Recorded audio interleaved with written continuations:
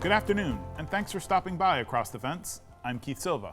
When it comes to recycling, I think it's safe to say we all want to do our part. But for many of us, our enthusiasm outruns expectation, and we either recycle something that can't be recycled and create a bigger mess for Vermont solid waste districts to contend with. For this trash talk, we're joined by Alyssa Eiklor, an environmental analyst with Vermont Agency of Natural Resources. Thank you for coming in, Alyssa. Hi, Keith. So happy to be here. Great.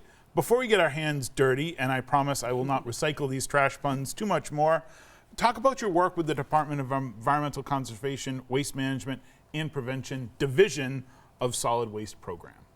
Sure. So my program, we regulate all of the transfer stations and landfills, recycling centers throughout Vermont. And then my part is a little bit more outreach, contracts, a lot of data crunching, pretty diverse work, but all helping Vermonters recycle and compost better and make less waste in the first place. So if, like me, you go to the dump on Saturday morning, those folks and you are all sort of working together. We certainly are. Yep. Yes. Yep. How are Vermonters doing when it comes to recycling? Overall, actually quite well. So basically, if you think about all of the things that could, or in Vermont, we should even say should be recycled, because of course we have the Universal Recycling Law, which bans 6 recyclable materials from the trash. So that's paper, cardboard, newspaper, magazines, all of that. Plastics 1 and 2, glass, aluminum, and steel. And this is basically like food and beverage containers, you can think of it broadly. So those are the things that Vermonters, could and should recycle. So if you take that whole universe of all of that material, we recycle about 72% of it, which is actually a really great rate. And we know that data pretty precisely because every 5 years we hire a team of contractors to do a waste composition study, which is just as arduous and messy as you might imagine. So literally they go to these transfer stations, to the landfill, they take samples of trash, they open it up, and they sort out every single material, and there's like more than 65 different categories. But what this gives us is just really detailed data on like a snapshot really, but of exactly what Vermonters as a whole are throwing away. And so this was just conducted last year in 2023. The report is just out. And so I took that data and I made some visual representations because I always think, you can look at a graph, but it's much more meaningful so let's to look start at data. On top So, well, let's start with the true trash. So people do, obviously, there is trash that just belongs in the trash. It really can't be recycled, can't be composted. So Vermonters as a whole throw away about 1.6 pounds per person per day of true trash. So this is things like plastic that can't be recycled, paper that has metallic foil on it. It's beautiful, but it can't be recycled. Diapers honestly make up a huge portion. So there's true trash. True trash. But then, yes, people also throw things in the trash that they shouldn't. So for instance, this bag represents all of the paper and cardboard that people should recycle but don't. So it's not so much, it's about 1/4 pound per person per day. And we can contrast that with the amount of paper that people actually recycle. Here, so this is the was thrown in the trash bag, and this is the was actually recycled recycled bag, exactly. So that's about 3/4 pound instead. Not bad. Exactly. And so then the other main piece is, like I said, the containers. So the metal, the glass, the plastic.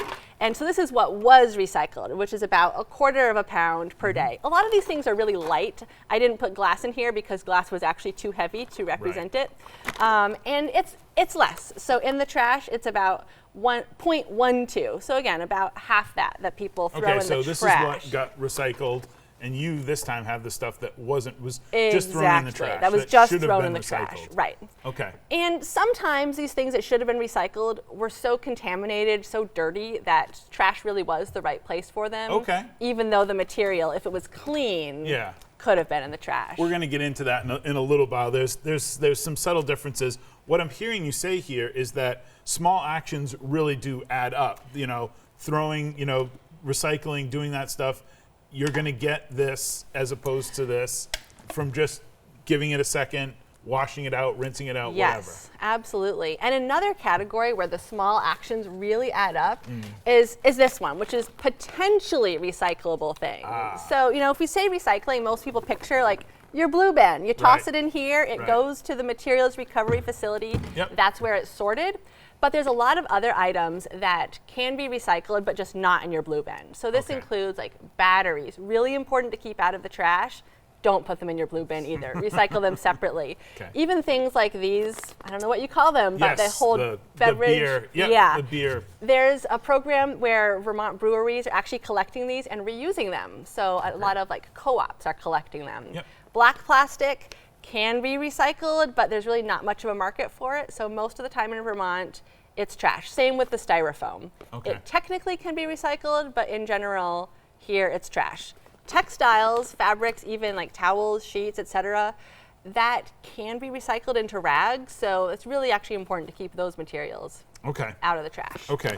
I'm hearing you say, the other thing I heard you say was that, you know, this can't be turned into anything, the black plastic. So should we be seeking, if we want to be a part of this, is the next step sort of buying recycled materials? Absolutely. So that's exactly it. So like whether or not something can be recycled is a multi-part question. So part of it is, can it be turned into something else? And the other part is, does the infrastructure exist to collect it and actually turn it into the other thing?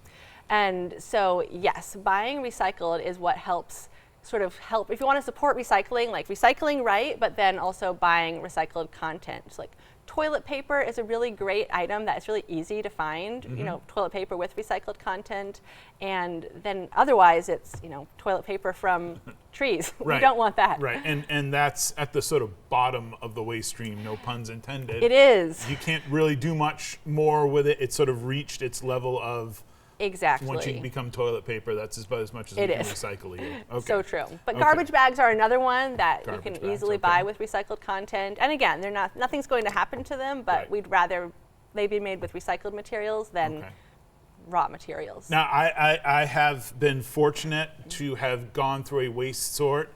I did a story on a waste sort one time, so I know of which I speak. And a big item that we've left out of here, I'm going to move some of these down. Yeah, we can move them down. Is food, right? Because that's the thing that's always in the trash that makes up a big part of the waste stream. Yes. So what have you got for examples of food? How do we do? The story is a little bit more complicated, partly because so many Vermonters compost at home, which is fantastic. It just means we don't have the data. So we have pretty solid data on what's in the trash. And so this is representative of what's in the trash, and it's about 0.6 pounds per person per day. So a little bit more than half a pound per person per day. We can then estimate what's being, you know, composted or also anaerobically digested, so kept out of the trash, and it's about 0.72 pounds per person per day. So a little bit more, but there's still being more food in the trash than we would like to see. So there's a lot of room for improvement. When I was putting this program together, one of the things I was thinking about was wish cycling. Yes. Tell me about wish cycling. I live with some wish cyclers, so tell me about wish cycling. I think we all do. And the pros and cons of wish cycling. Sure. So basically the term wish cycling is if you put something in your blue bin because you hope that it's going to be recycled, but maybe it can't be. Like black plastic is a great example. It seems like it should be recyclable, and like I said, technically it could be, but that other piece of being able to actually have an end market to recycle it.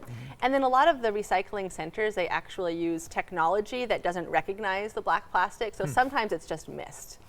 And it's going to end up going into the trash. We're creating more work for those people that are sorting. Exactly. So that's really what I think it's easy to forget the human side, but it really is. It's real Vermonters sorting out all of our materials. If we put in dirty peanut butter jars, they're dealing with dirty materials.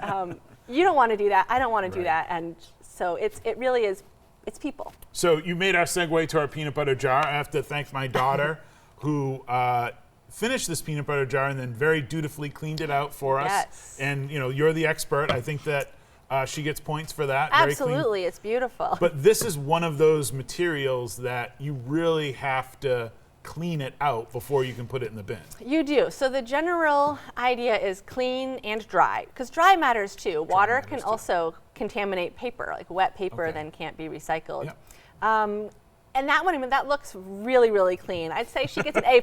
Like even a little bit dirtier is okay.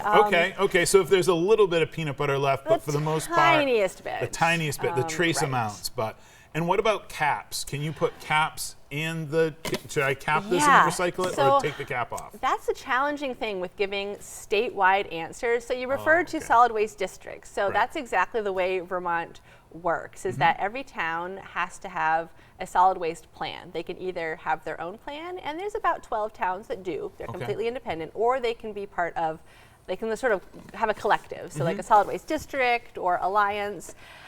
And they then function as their own municipalities with their own, sometimes their own Rules. ordinances, rules, Yep. exactly, which just means in some cases we have a patchwork of how things are done. Okay. So the things that are actually mandated by legislature, that's statewide. So Gotcha. you have to throw, sorry, the materials are banned from the trash statewide. Right. But then there's some districts that say, sure, lids are fine. There's others that say, no, please leave them off. So check with your solid waste district. Check which locally. Gets us into, I brought this up, no free ads here on Across the Fence, but this is our local pizza place in where I live. And so pizza boxes, when we were speaking on the phone, you're like, absolutely, recycle them. And I said that our solid waste district says no, Right. depending on how the inside of the pizza box looks. Yeah. So this would almost be like the peanut butter example, were it cheese and sauce or whatever in here, kind of like that peanut butter that's on there, right? Exactly, Yeah. right. If there's food in there, I mean, I know sometimes they'll even get crusts. Absolutely, make sure there's no crusts. But you're right, even cheese and sauce, that in that case I would say probably recycle the lid, Right, maybe the right. bottom is trash. Right, okay. But increasingly, I have been hearing that a lot of places, like this level of greasiness is okay. But you're right, Okay. always check first. We talked about the 4-packs for all our brewer friends out Yes. here.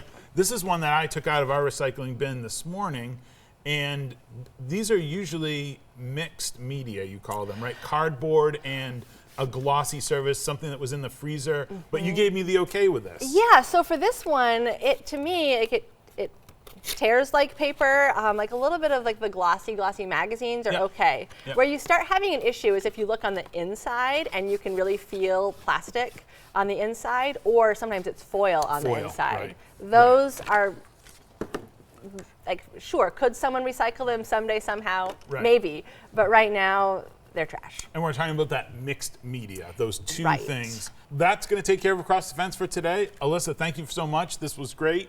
I guess my wish cyclers at home are actually doing a good job, so kudos to them. I want to thank everyone here at WCX who makes this program possible. And as always, thank you for stopping by Across the Fence.